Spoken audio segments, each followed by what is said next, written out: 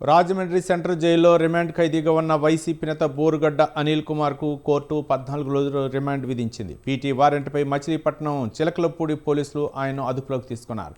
నిన్న రాత్రి 2వ అదనపు జిల్లా జడ్జి ముందు హాజరుపరిచారు.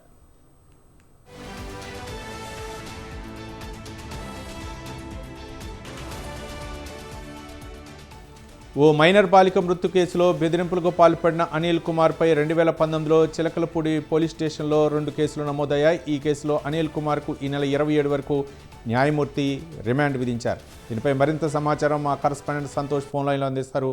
సంతోష్.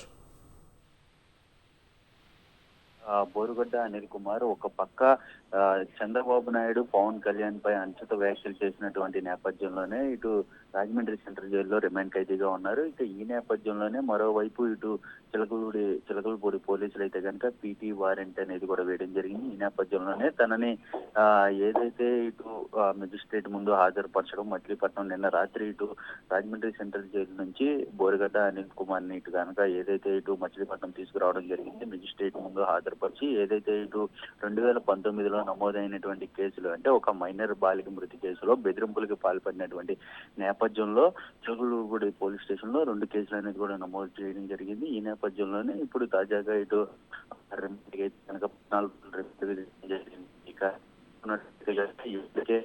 మంత్రి సెంట్రల్ జైల్లో ఉన్నటువంటి బోరుగడ్డ అనిల్ కుమార్ కి మరోవైపు ఈ యొక్క 14 రోజులు రిమాండ్ అనేది కూడా విధించడం జరుగుతూ ఉంది. ఇంకా ఏ విధమైనటువంటి కేసులు ఉన్నా కానీ ఇటు పీటీ వారెంట్ ద్వారా అయితే కనుక బోరుగడ్డ అనిల్ కుమార్ కి రిమాండ్ తీసుకుని వెళ్లే అవకాశాలు ఎక్కువగా కనబడుతున్నట్టు కూడా తెలుస్తా ఉంది. Ravi. Right. Thank you Santosh.